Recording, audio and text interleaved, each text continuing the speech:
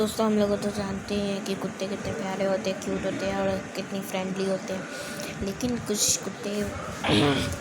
कुछ कुत्ते तो ऐसे भी होते हैं जो एकदम ख़तरनाक होते हैं। और मैं आज इसकी वीडियो में ऐसे ही कुत्ते के बताने वाला हूँ जो फ्रेंडली नहीं है, ना ही वो है, ना ही है, और वो बहुत ही ख़तरनाक कुत्तों की नस्ल में आते हैं। और आज हमारे साथ है द अमेजिंग लिस्ट। इनका भी लिंक मैंने डिस्क्रिप्शन में दे दिया है। और तो आइए आज शुरू करें हमारी वीडियो।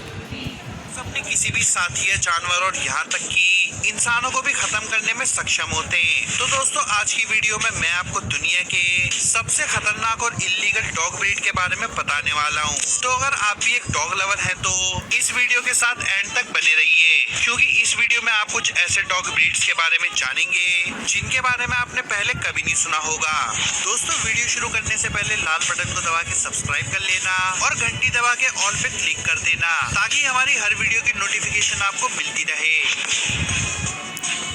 The canary mastiff. दोस्तों कैनेरी मैस्टिफ बहुत बड़े डॉग्स होते हैं और ये ज्यादातर कैनेरी आइलैंड्स में पाए जाते हैं। इन्हें पैरोडी प्रेसा कनारियो भी कहा जाता है। शुरुआत में इन्हें गार्ड डॉग्स की तरह इस्तेमाल किया जाता था, लेकिन आजकल ये अच्छे कंपेनियन माने जाते हैं। लेकिन उससे पहले इन्हें अच्छी ट्रेनिंग देनी पड़ती है। दोस्तों इन डॉग्स को जो भी चीज स्ट्रेंज लगती है ये उस चीज के प्रति बहुत ही ज्यादा एग्रेसिव होते हैं, फिर चाहे वो कोई दूसरी ब्रीड का डॉग हो, इंसान हो या फिर कोई दूसरा जानवर हो।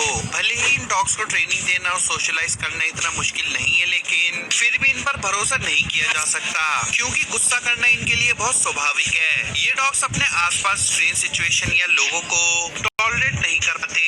और इसी के साथ अगर इनके साइज और वेट को देखा जाए तो ये डॉग्स घर में रखने लायक बिल्कुल भी नहीं है। फिर इन डॉग्स को बच्चों से दूर रखने की सलाह दी जाती है। भले ही इन डॉग्स को ट्रेन और सोशलाइज करना बहुत आसान है, लेकिन फिर भी बहुत से देश ऐसे हैं जो इनके एग्रेसिव नेचर को देखते हुए इन्हें अपने देश में रखने का रिस्क नहीं लेना चाहते।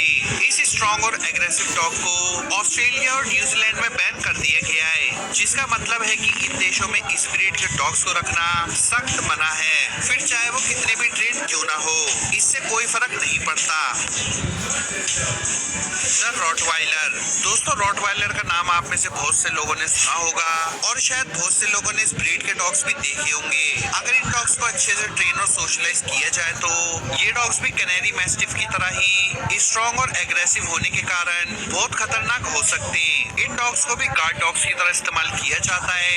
इनका वजन 120 पाउंड से भी ज्यादा हो सकता है और इसी के साथ ही अपनी बेशुमार ताकत की वजह से जाने जाते हैं। ये डॉग्स एक शांत माहौल में बाधा बन सकते हैं, क्योंकि इन्हें डिगिंग बहुत पसंद होती है और इनका सुबह सुबह भौंकना शायद किसी को भी पसंद नहीं होगा।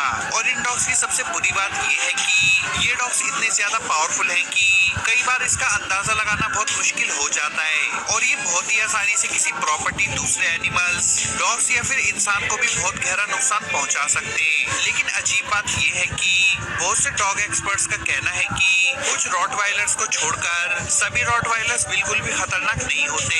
दोस्तों एक बार अमेरिकन टेम्परामेंट टेस्ट सोसाइटी नाम के एक क्रू ने एक टेस्ट किया, जिसमें उन्होंने ये देखने की कोशिश की कि अलग अलग ब्रीड के डॉग कितने खतरनाक हो सकते हैं। और उनकी इस टेस्ट के रिजल्ट के मुताबिक उनका कहना है कि रॉटवाइलर्स चिहुआ के मुकाबले बहुत कम एग्रेसिव होते हैं। लेकिन अगर देखा जाए तो अब तक चिहुआ के अटैक करने से किसी भी इंसान की मौत नहीं हुई है। और वहीं दूसरी तरफ अगर रॉटवाइलर की बात की जाए तो ह्यूमन फर्टिलिटी के मामले में उनकी रेपुटेशन बहुत सीरियस है। दोस्तों 2005 से लेकर 2017 तक रॉटवाइलर्स की वजह से 45 अटैक रिलेटेड फर्टिलिटीज हुई हैं, जिसकी वजह से ये दूसरे नंबर पर हैं। और शायद यही एक कारण है कि इन्हें पोलैंड, पुर्तगाल, रोमानिया और आयरलैंड में बैन कर दिया गया है। टोसा इनू। दोस्तों टोसा इनू एक जापानीज डॉग ब्रीड है और इन डॉग्स को सिर्फ और सिर्फ फाइटिंग के लिए ही रखा जाता है। असल में इस ब्रीड को कुछ वेस्टर्न डॉग ब्रीड्स और नेटिव जापानीज डॉग ब्रीड को मिलाकर बनाया गया है। वेस्टर्न और नेटिव जापानीज डॉग ब्रीड को मिलाने का मकसद एक बड़ा हैवी और मस्कुलर डॉग बनाना था, जो कि फाइटिंग के लिए एकदम परफेक्ट हो। और फिर इस ब्रीड का नाम टोसा इनू रखा गया। इन डॉग्स को डेथ मैचेस में नहीं, सुमो मैचेस में लड़ाया जाता है। इनका इनका वजन 200 पाउंड से भी ज्यादा हो सकता है और इन डॉग्स को द जेंटल जायंट भी कहा जाता है। ये डॉग्स बहुत ही सेंसिटिव होते हैं और ज्यादातर शांत रहते हैं, लेकिन जब ये भौंकते हैं तब ये अंदाजा लगाना मुश्किल हो जाता है कि आखिर ये इम्प्रेस करने के लिए भौंक रहे हैं या फिर डराने के लिए। और इसीलिए इन डॉग्स को संभालना हर किसी के बस की बात नहीं, क्योंकि इन्हें संभालने के लिए अच्छे एक्सपीरियंस की जरूरत पड़ती है। दोस्तों ये डॉग्स हैवी और स्ट्रॉन्ग तो होते ही हैं, लेकिन इसी के साथ ये अपने ओनर के प्रति बहुत प्रोटेक्टिव भी होते हैं। लेकिन इसके बावजूद भी इन डॉग्स को ब्रीड स्पेसिफिक लेजिस्लेशन के अंडर इंग्लैंड, आयरलैंड, ऑस्ट्रेलिया और कई देशों में बैन कर दिया गया है। और इस पर इन ब्रीड को रखने वाले कुछ अफ्रीकन्स का कहना है कि इनके साथ भेदभाव किया गया है और इन्हें बैन करना ठीक नहीं है, क्योंकि ये ब्रीड बाकी ब्रीड्स की तरह इतनी खतरनाक नहीं है।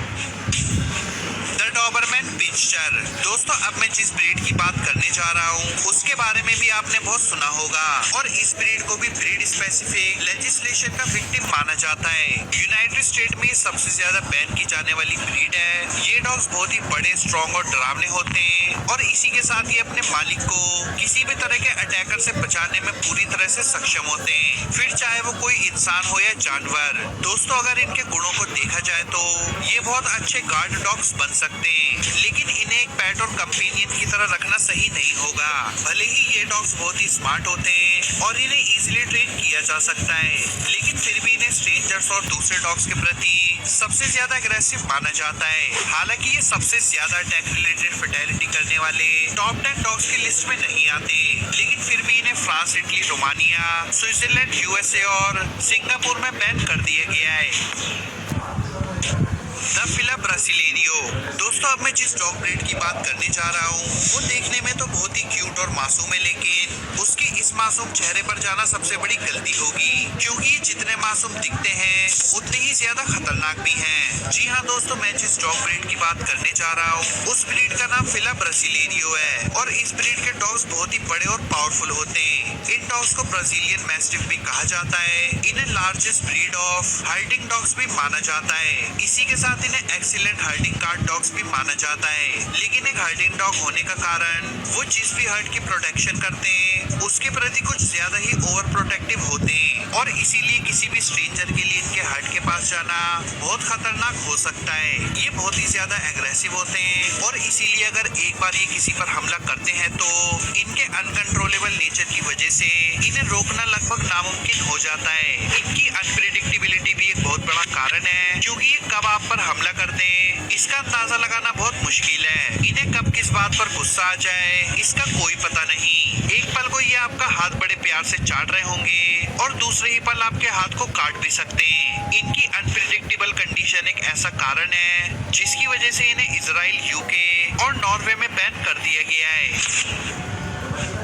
The Tibetan mastiff. दोस्तों सच बताऊं तो ये डॉग तो मैं भी पालना चाहता हूं, क्योंकि अब आप जिस ब्रीड के डॉग को अपनी स्क्रीन पर देख रहे हैं इस ब्रीड को तिब्बतन मैस्टिफ कहा जाता है। जैसा कि आप देख सकते हैं कि ये डॉग इतना बड़ा है और इसके शरीर पर इतने घने बाल हैं जिसकी वजह से ये देखने में किसी बब्बर शेर की तरह लगता है। कुछ लोगों का कहना है कि ये दुनिया में सबसे खतरनाक डॉग्स में से एक है। दोस्तों ये डॉग्स देखने में तो बहुत खतरनाक होते ही है, लेकिन इसी के साथ ये दुनिया में सबसे महंगे डॉग्स में से भी एक माने जाते हैं। दोस्तों इन डॉग्स को स्पेशली गार्ड डॉग्स की तरह इस्तेमाल करने के लिए ब्रीड किया गया था, लेकिन इस बात से भी इनकार नहीं किया जा सकता है कि कई बार सबसे प्रोटेक्टिव डॉग्स भी सबसे खतरनाक डॉग साबित हो जाते हैं। ये डॉग्स इतने खतरनाक हैं कि कई बार ये अपने मालिक को भी बहुत बड़ा नुकसान कर देते हैं। एक ऐसी ही घटना चाइना में 2013 में देखी गई जो कि बहुत ही ज्यादा मशहूर हुई, जहां एक तिब्बतन मैस्टिफ ने अपने ही मालिक के पड़ोसी के ऊपर इतने बुरे तरीके से हमला किया कि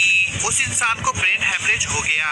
और यही एक रीजन है जिसकी वजह से इस ब्रीड के डॉग्स को चाइना के बहुत से शहरों में बैन कर दिया गया है और इसके साथ यूएस में भी इस ब्रीड के डॉग्स को बैन कर दिया गया है और यहाँ तक कि इन्होंने तो सभी मैस्टिफ ब्रीड्स को ही बैन कर दिया गया है। दोस्तों वीडियो के डिस्क्रिप्शन में सबसे टॉप पे आपको एक लिंक मिलेगा जो कि मैंने वो आपको द अमेजिंग चैनल पे मिलेगा, अमेजिंग लिस्ट पे मिलेगा।